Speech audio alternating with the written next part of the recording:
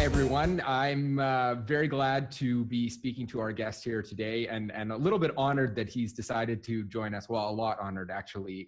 He's someone that I've looked up to a lot. And I know when I first encountered his first video online, I was just blown away by everything that he was doing. So really excited to share some of his expertise with you. And I think there's a lot that you can gain from it in terms of course creation and actually becoming a better teacher and a better speaker.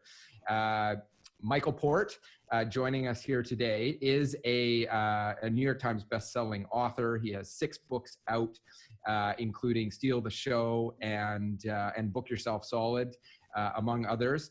And he's also been a professional actor and public speaker as well, and a top-ranked public speaker and business commentator, and does a lot of online training, offline training. I've had the pleasure of going to learn from him at Heroic Public Speaking. And so if you're interested in learning more about Michael, we're going to learn a lot today, but if you're interested in learning more, definitely check out heroicpublicspeaking.com and michaelport.com. I know for me, when I first got to heroicpublicspeaking.com and I watched this video of you sharing what it was all about, I mean, I watched tons of these things, people promoting what they do and, you know, check out this event or this course. And this one completely blew me away. Hands down, it was the best I've ever seen. So I knew I had to kind of get in touch with you and find out more and learn from you. So really excited to be talking to you today, Michael. Thank you so much for having me. Appreciate it. Excellent. So I'm actually kind of curious, you know, today we do find ourselves doing so much online speaking and live speaking, but a lot of people doing more and more online speaking. So I'm curious, you teach and share a lot around performance and online, performance and public speaking, but you've also done a lot of business online and are doing more and more. How do you see is there stuff that you can kind of transition from the live performance and the public speaking elements in the online, and what are the big things that you focus on when you're starting to go online? Sure. I actually started online in 2003, and I started doing courses pretty early on. Now, we weren't fortunate enough to have products like Thinkific at the time. I was struggling with Moodle.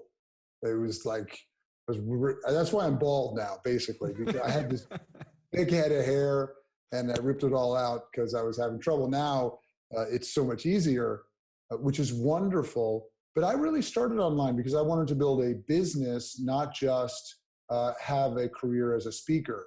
It's wonderful to have a career just as a speaker if that's what you're interested in doing. And of course, a lot of our students do that.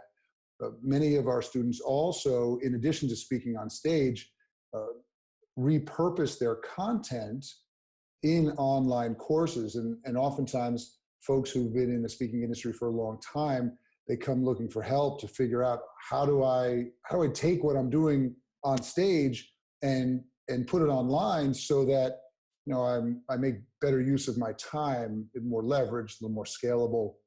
And there is a lot that you can take from stage performance and apply to online courses. And some of it may not be that obvious. For example, one of the things that make stage performances and movies and TV shows as well so compelling is contrast. So contrast is when things are different. And when something is always the same, it tends to get boring. So as much as I love chocolate cake, I imagine that if I had chocolate cake every meal for 10 years, I would probably get tired of chocolate cake. Although it's chocolate cake, so maybe not. But most things that you have to do over and over, or for example, let's say you went to listen to the best violinist in the world, and she played the most beautiful note that you've ever heard. But that's the only note she played for 3 hours. You know, after a while, you'd lose your mind. So contrast is a big part of what makes a performance interesting. And there are 3 different types of contrast. There is emotional contrast, there's content contrast, and there is delivery contrast. So that's emotional contrast, content contrast, and delivery contrast. And when you're on a stage, you want to apply as much, you want to utilize this concept of contrast in those three different areas as much as possible. And the same thing is true for your courses. So for example, how can you create different feelings in a person during the course? How can you move them from joy to intensity? How do you move them from the experience of something that is quite provoking into something that is really quite calming? And that has a lot to do with how you perform when you're delivering your content. Then, of course, there's content contrast. So you're delivering different kinds of content throughout your courses. So it's not always the same. Now, consistency is important, don't get me wrong, but there are many different frameworks you can use to introduce content, to teach content. There are numerical frameworks, there are sequential, chronological frameworks, there are modular frameworks, there are problem solution frameworks, there are compare and contrast frameworks, there are even reference frameworks, and you can mix and match these frameworks throughout a course to create lots of content contrast. And this way, they're getting a different experience throughout this course, which keeps them engaged, keeps them interested in the work. And then, of course, there's the delivery contrast. Some of the content that you're delivering, you do through video. Some of it you do through the written word. Some of it you do by having them do an exercise at home or asking their friends or colleagues for feedback on something.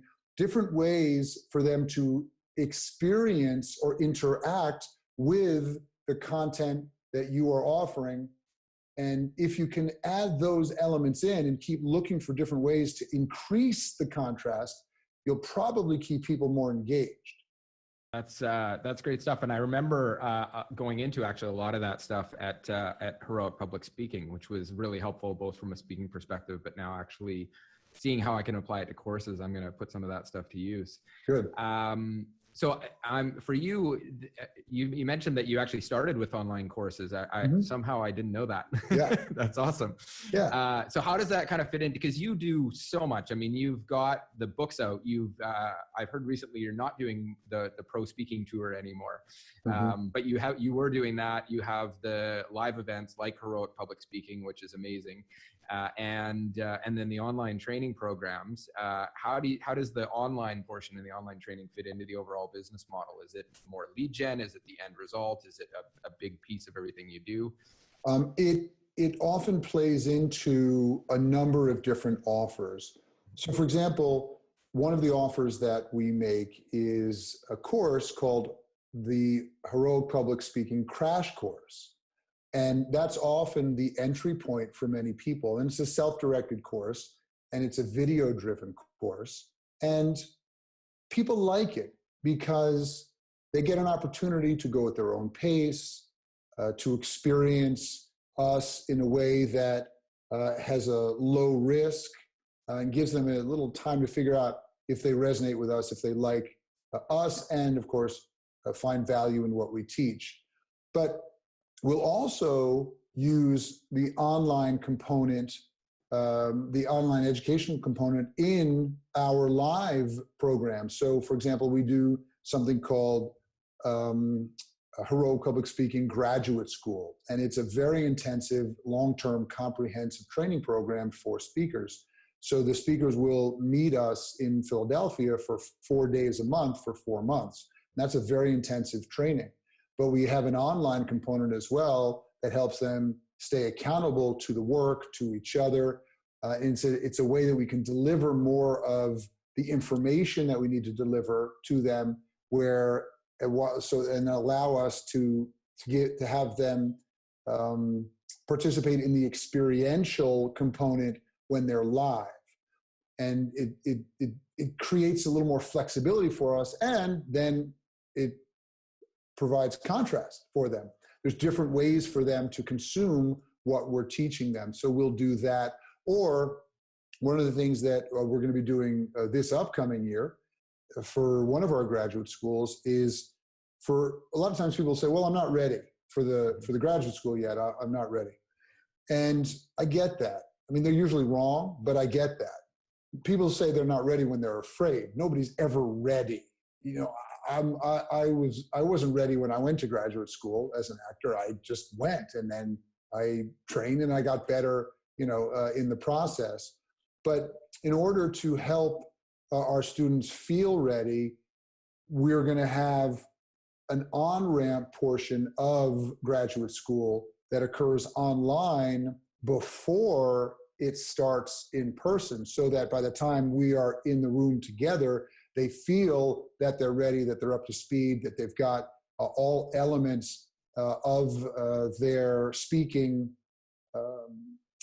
organized in a way that is appropriate and helpful for the start of graduate school. So we'll use it in that way as well. And some other ways, but those are a few of the different ways. You can see how we integrate the online portion with the live training. Excellent. Okay. Yeah. So it really fits into a lot of different areas there. And then one other thing is, you know, this is the heroic public speaking side of the business. We have, of course, the Book Yourself Solid side of the business, which is our primary focus is on certifying coaches in Book Yourself Solid. And again, we historically, we would do it online, all of it.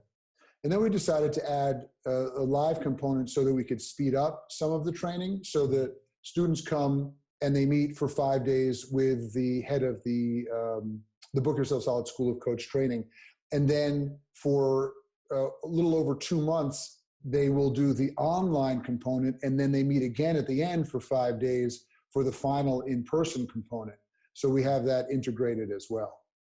As part of that, you mentioned accountability, and I do remember from Heroic Public Speaking that you had encouraged us at the end to take on an accountability partner. I'm wondering, is that, I mean, that obviously encourages us to be successful and actually implement what we've learned.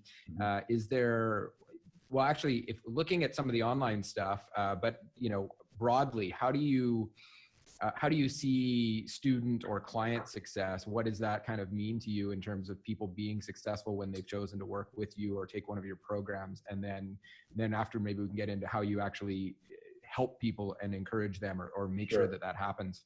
Sure. So in the work we do, many of our students have different goals. I mean, certainly some of them want to be professional speakers. And so there's some return on investment metrics around how many more speaking gigs they're getting, if their fees are increasing, if they're able to get the higher fees, et cetera.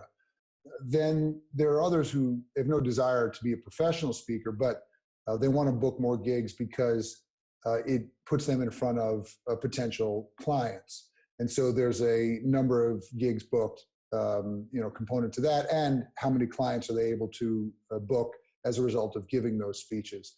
And then others, they want to find their voice. It's a big part of why they do this work, because being fully self-expressed is one of the most powerful feelings in the world. Being confident on your feet, or even sitting in a chair in front of a camera, is a big part of feeling fully self-expressed as a human being and as a business owner, and certainly as a teacher.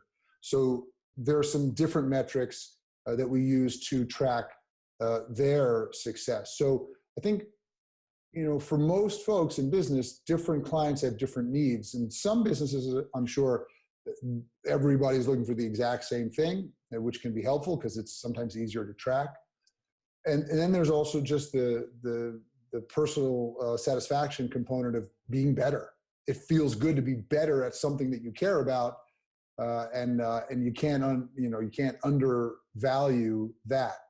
So we are obsessive about tracking their progress through the live portions of the components we offer, and the online portions of the offers that we make, so that we always know where they are in relation to where they've been, and where they are in relation to where they want to go. So, we use Google Forms. There's other ways to do this, probably some better ways too, but we've been using them for a long, long time because it gives us the ability to work with that data afterwards. Right. But every single time they get to another level in an online portion of a course, they're filling out one of these assessments. Yeah. And every time they finish one of the live components of a course, they're filling out one of these assessments. And each assessment builds on the previous assessment, as I mentioned, but it's the opening very first assessment we give them tells us a lot. The thing that's interesting about assessments is they're self-assessments.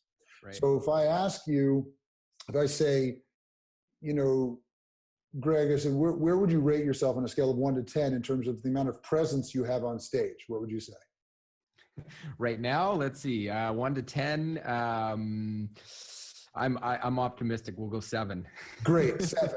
So what often happens, and this was very surprising when we started doing this. So you would come into the course and rate yourself as a 7 in that particular category. And then the next time you took the assessment, you rated yourself as a 6. Yeah. That's weird. Then the next time you took the assessment, you rated yourself as a 5. Like, wait a second, they're supposed to be progressing, not regressing.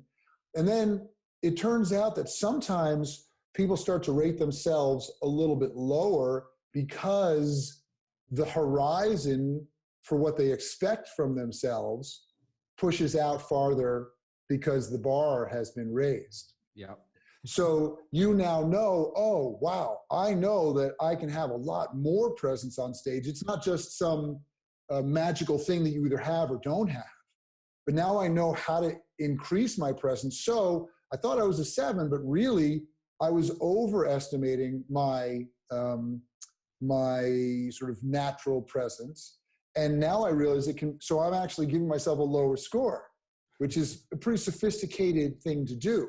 Now, on the other hand, flip side, sometimes people who evaluate themselves, they'll say, well, on a scale of 1 to 10, I'm a 2 in presence. But then they walk on a stage and you go, oh my God, they have this huge, big presence, but they are undervaluing what they're bringing to it. So individual assessments are just that, individual assessments. So it's sometimes hard to compare them to each other. Right. Because you're comparing sometimes apples and oranges. But when you're tracking people through in their progress, don't always assume that they have to go up higher numerically on a scale of 1 to 10 when you give them ask them a question in a particular category, because they may actually be getting better, feel that they're getting better, but now expect more of themselves. Right. So they rank themselves a little bit lower. So that's one of the things we do. We're very, very keen on that kind of tracking.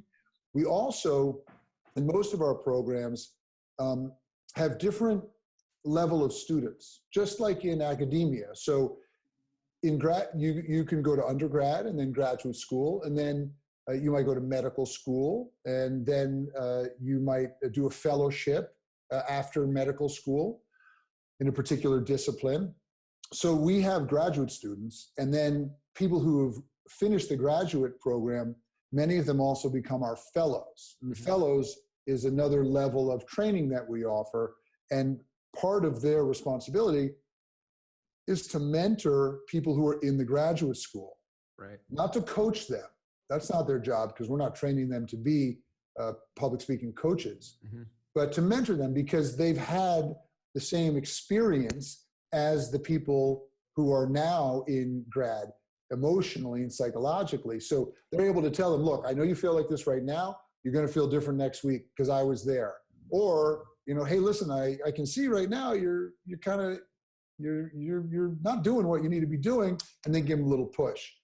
We try to keep ourselves out of the accountability role, because that's not my job. My job, I've never believed in coaching that the coach's job is to be the accountability partner for the student.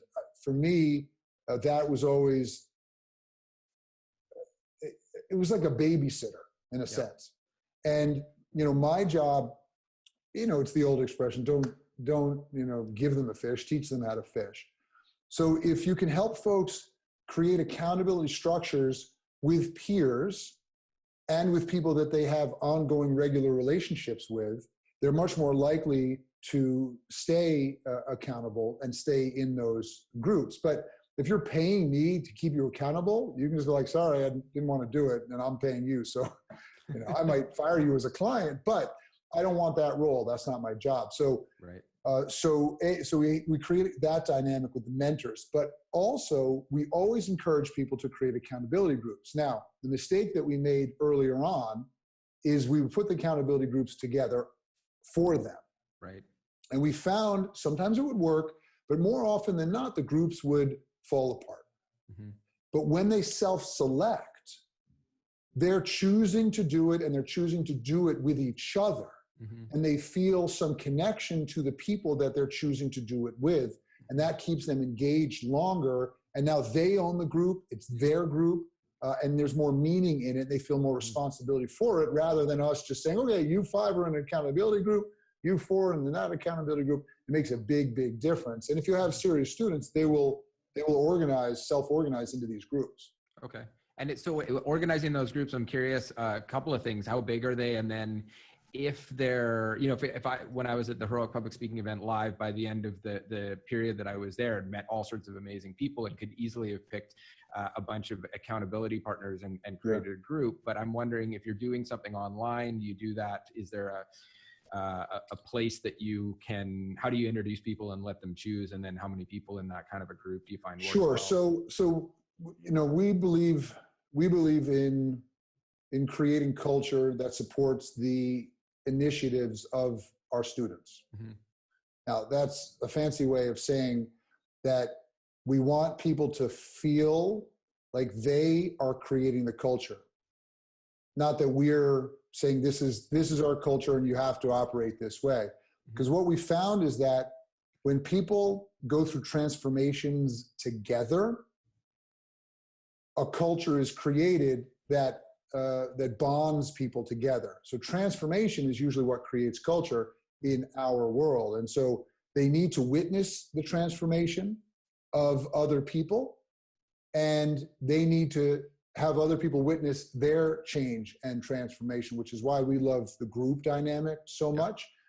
So we generally recommend that accountability groups are anywhere from 2 to 4 people. Okay. And there's lots of different ways to do this. This is, we're not the experts on accountability groups. You have to do it the way we do it. But we just generally recommend 2 to 4. Once they go over 4, we've found that sometimes the organization is a little bit more difficult. Oh, I can't meet on Tuesday at 8. Oh, shoot, Wednesday at 7 is no good. So it can create some problems. Also, the more people that are there, the lower the accountability. Right. Because if there's a group of 12 people and one doesn't show up, the group still goes on fine. If 6 people doesn't, it still goes on fine. But if a group has 3 people and one doesn't show up, that has an impact. Yeah. So you feel more obligated to participate in that group as a result of the smaller size. Right. So, I have an accountability group, and we were 4, and we just dropped down to 3. One of the guys said, you know what, I'm going to take a little break from it. And now there's just 3 of us, and it works really well. Excellent. Okay. And then one more question on that. I'm curious, how often do you guys, I'm curious for yours, how often do you meet? And then if for your clients or students, how often do you suggest they get together? It depends. So in my group, we meet once a month over Skype.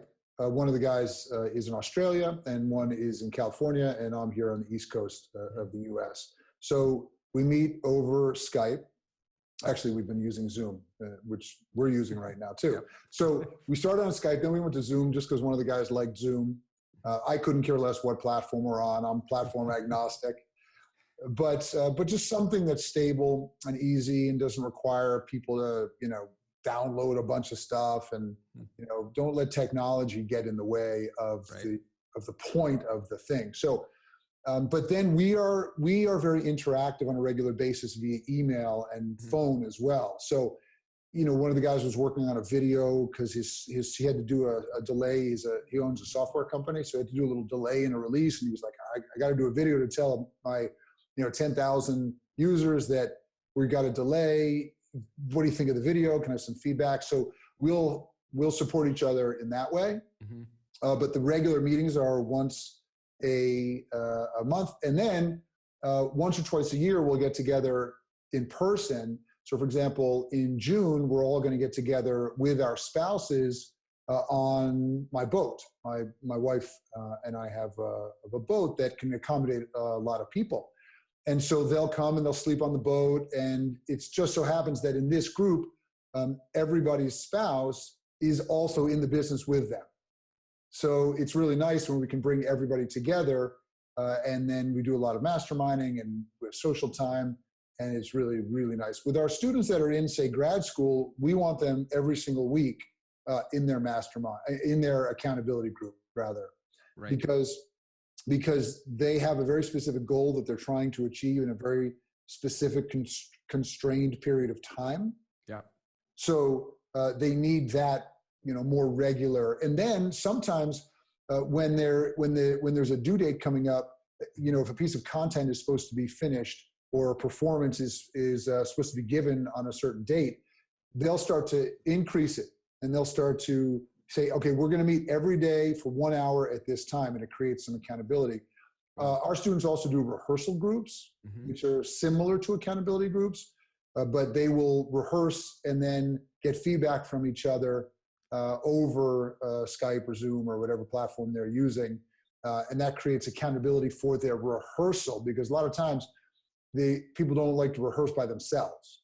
They need an audience. They want somebody to be watching, and it's very easy to get interrupted when it's time to do rehearsal. And there's a million other things that'll come up. So this way it keeps them accountable to their rehearsal. And that, do you find that actually drives, like, have you looked at people who just don't do an accountability partner or an accountability group, choose not to participate, and those who do, and the kind of impact that you see between the two of them? Absolutely. I see significant impact. There's, again, not everybody's the same. So there's some people who they just don't, either they don't feel like they don't need it and they don't, or they just don't like it, or they have different needs or goals, and they still do great and they achieve their goals without an accountability group. But for those folks, when we find somebody slipping, when we find somebody's having trouble with something, getting overwhelmed about something, not getting their work done, coming in unprepared, and they're not in an accountability group, it tells us something. Yeah. Rarely do we see people coming in unprepared who are in the accountability groups that are meeting regularly and fully engaged with each other. So, we see anecdotally that there's a big difference between those two parties, the people who engage in those groups and the people who don't, when, something's not going right. One more question I'm curious about, just on the, because I love hearing about it. And I had so having the opportunity to be at Heroic Public Speaking Live and seeing I saw fundamental changes in people in such short periods of time, especially with people doing this sort of master class and getting up on stage and getting that live coaching. A few people in tears with the results that they were seeing, which was pretty amazing to see. So I'm always curious for just success stories. Do you have any stories to share, or a story to share around life-changing or fundamental successes that you've seen that have just been really exciting for you to see the difference that you get to make? Every single day. And it's not just because of us, but because when you become a better performer, it influences so many different parts of your life, so many different aspects of your life. So just today, I read a couple of Facebook posts. We have a very active Facebook group from students. And one of them said, I just want to thank you because my first big keynote, and his big keynote was on Broadway in New York City. And he's a very well-known speaker. First big keynote since he trained with us. We also do something called A-lister master classes, which is for high-level professionals. Since he trained with us, the bit that he worked on with us, he got a standing ovation for it in the middle of the keynote. And that had never happened before. So wow. He said he was performing at a whole nother level that he didn't know he had, because most professional speakers haven't had a lot of training, and they've gotten good at moving audiences. They've become effective by piecing together some skills over time. but may not have a craft to rely on. So when they learn the craft of it, just the way that an actor masters their craft or a musician masters their craft, they get much, much more comfortable, and that opens up, avenues that they didn't know existed. So that was pretty cool. Yeah. So I don't want to seem like I'm bragging, but it's so beautiful to see that kind of transformation. And at this point we have thousands of those kinds of stories. And one of the things that I think is important to do as a teacher is to recognize the achievements of your students. So, for example, one of the things we do is when somebody gets their first paid speech, we will send them a very special customized gift. And that represents that achievement, because it really is quite an achievement. And so we want to do whatever we can to recognize the successes that people have along the way, so that they know they're not just some customer to us. They're a student. And this was a big philosophical change for me that I made a number of years ago. Because when I came into this business, I thought of people as my clients. It's how it works. That's the normal way of thinking about the people that you serve.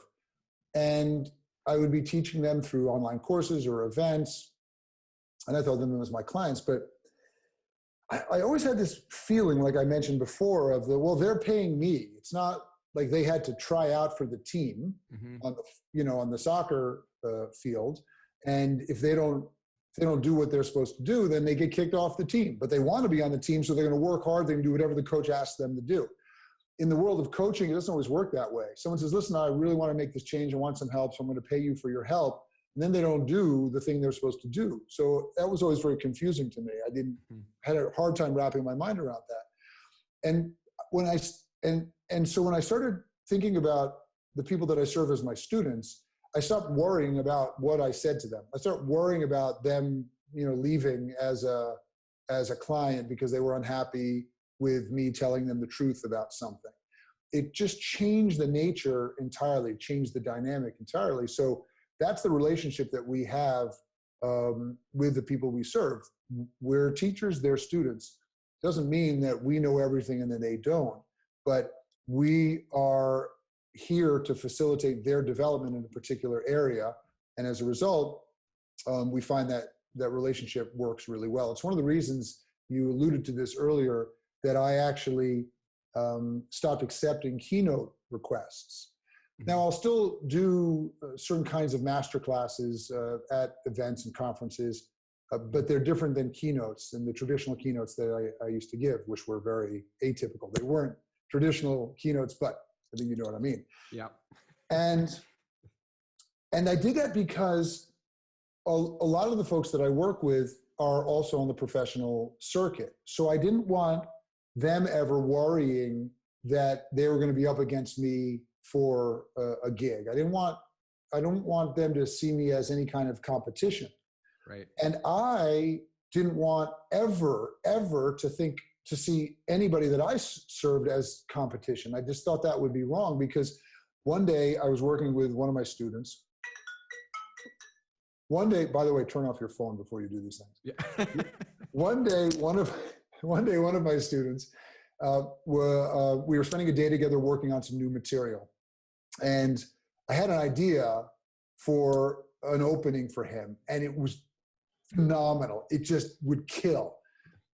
And I paused for a second, and I thought, maybe I'll keep this one to myself. It's really good. And at that moment, I knew I had to step away from keynoting, because if I'm a teacher, then my responsibility is to give everything I have at every single moment for every single student that I have, without reservation, without hesitation. And I gave it to him. I mean, it was only a couple seconds it flashed through my mind. I'm like, oh no, here's what you're going to do. But it just even the split second thought was out of integrity for me. It's right. You should never have conflict of interest with your students. just like I don't think you should have a conflict of interest, with anyone that you do business with. If your interests are more important than their interests, then even if you're a person of integrity, you're probably going to lean towards your interests. Right. So we always want to set up that dynamic in such a way that their interests are my interests. Excellent. A really amazing way of looking at it. And that actually, yeah, makes a lot of sense. And I love the dynamic too of looking at people as the students as opposed to clients, and the fundamental changes I think that creates in how you interact with everyone and your culture. And that's excellent. Great. Cool. Thanks. And let's see, this has been awesome. And any other stuff that you wanted to throw out there at, or I mean, I could talk to you for 100 hours about this. I mean, look, I would say this. There really isn't any one way to be creative. There isn't one way to be a public speaker. There isn't one way to create a course. And I think what our job is as creative artists, as teachers, as entrepreneurs, is to find the most effective way for you and your students. And it may be different than the way that other people are currently doing it. So what I try to do is I try not to just imitate what everybody else is doing. Mm-hmm. I try to learn. I try to understand, well, why does that particular strategy work? Why does that technique work? What is the principle behind it? Because if you understand the principle behind why something works, you can then take that principle and you can contextualize it around different tactics that you may take. And so instead of just blindly going, oh, look, let me see how Michael Port does a course, I'll just do it like him. The way that we do courses may not be appropriate for the particular type of students you serve. So look at what we're doing and what other people are doing that's effective and see, well, would that same teaching technique work for my students? I think it would, so let me try it. Or I don't know if it would, but I understand the principle behind it. Let me see if there's another way that I can implement that particular principle using a different tactic. So please, if anybody ever tells you, don't do it that way, you can't do it that way, you have to do it this way, just say, thank you very much. I appreciate it, and you move on. And finally, you don't have to take feedback from anybody, by the way. If you give a speech or you're somebody says, listen, can I give you some constructive criticism? You can say, no, you can't. Thank you very much. You're not obligated to just let anybody beat you up, by the way.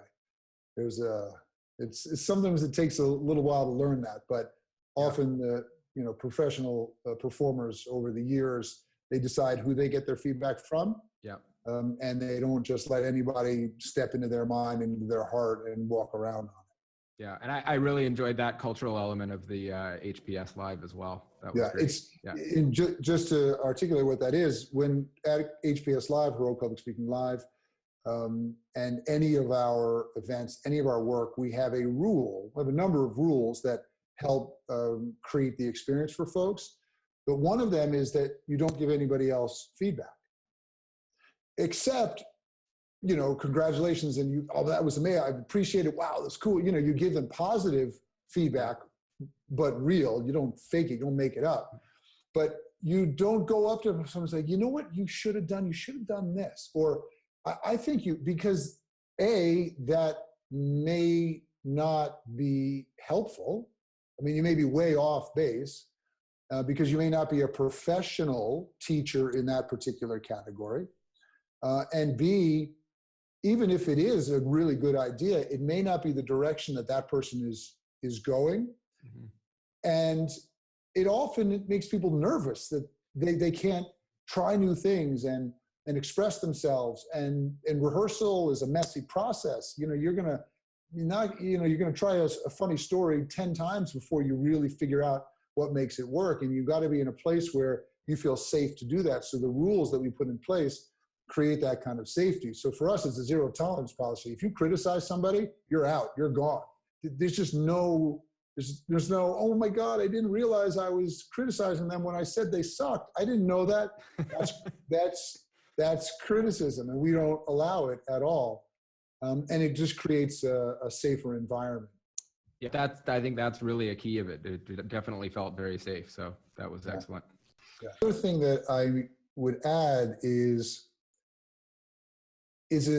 really looking carefully at whether you offer money back guarantees or no refunds. Because when you offer a money back guarantee, you generally will increase the number of sales because there's some more security, some more safety. However, for courses that require a lot of work and time and energy, if there's a way out, even if what you're doing is good, meaning even if you're delivering everything you promised you were going to deliver, they may take it. Mm-hmm. And some of the courses that we deliver are intense, and we expect a lot from people, and they know that going in, and that's why they're doing it, because they know they're not going to do it without us. So in the middle, if they're feeling overwhelmed, if they're feeling, I don't know, I can't do it, I can't figure out, I can't make my decisions, blah, blah, blah. You know what? Is the money back guarantee, you guys were great, but I'm just not sure, so I'm going to go. Well, how's that going to help? Certainly it's not good for your business, but how is that going to help the student? And so what the studies have found is that, well, here, I'll tell you what the study is instead of telling you what they found. So there was a study done on customers who bought ceiling fans, you know, the things that spin around on the top of the ceiling. Yep. One group was given a money back guarantee for life. The other group, all sales were final. So given the way that I set this up, you would say, well, I guess, you know, if I asked you which group was more satisfied with their purchase, you'd say, well, I guess the way you set it up, it'd probably be the ones who didn't get their money back.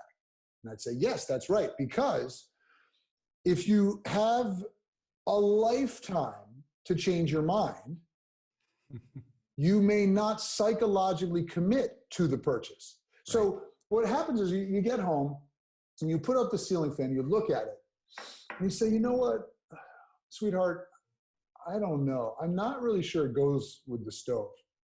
I got to tell you, we'll sit on it for a little while, but I don't know, we'll see. And then this debate rages on for the next 2 years about whether or not it was the right purchase. But if all sales are final, you look at it, you put it up and go, that looks great. I love it. I'm really clever. I bought a really good fan. Nice, done, boom. Then you can move on. Yeah. So we make psychological commitments to things that have non-reversible commitments. Mm-hmm. And if all of our courses are easy to get out of, if the commitments are soft, when it gets tough, why would they continue? So part of the accountability may be around no money back guarantees. Mm-hmm. Now, we always say if we don't deliver what we promised, we'll give you your money back. But we don't have a problem with that because we always deliver more than we promised. That's a fundamental principle of the way that we do business. And I imagine the people that are using your software feel the same way. They know they're going to over-deliver on their promises. And so, you know, the no money back guarantee may decrease sales on the front end a little bit, but it increases the customer's, students' satisfaction, which of course is better long-term for the business. And I just don't like someone buying something that they don't use. Right. Yeah. I don't feel right about selling something and getting the money for something that they don't use. Yeah. Excellent. Oh, that's another good one to look at. And I have 2 points that I'd be curious about in that is one, how many of those people with the money back guarantee for life never installed the fan and it just sat there and they're like, well, maybe I'll put it up this weekend. Yeah. 3 months goes by. Well, I guess I could take it back or I've got more time to sit on it. Yeah. And then the other one I'd be curious about is I have seen it where people do a money back guarantee only if you complete the whole program. So you have to deliver, you have to show up to the table and then you can, it's kind of to your point of if you don't deliver what you promise. So they've delivered, they've come, they've shown up, they don't get the results or they're not happy with what you delivered. So you're going to have a much less I think incidents of refunds are in that case probably close to zero as long as you're delivering the value. Exactly right. Yep. Great point. Yeah.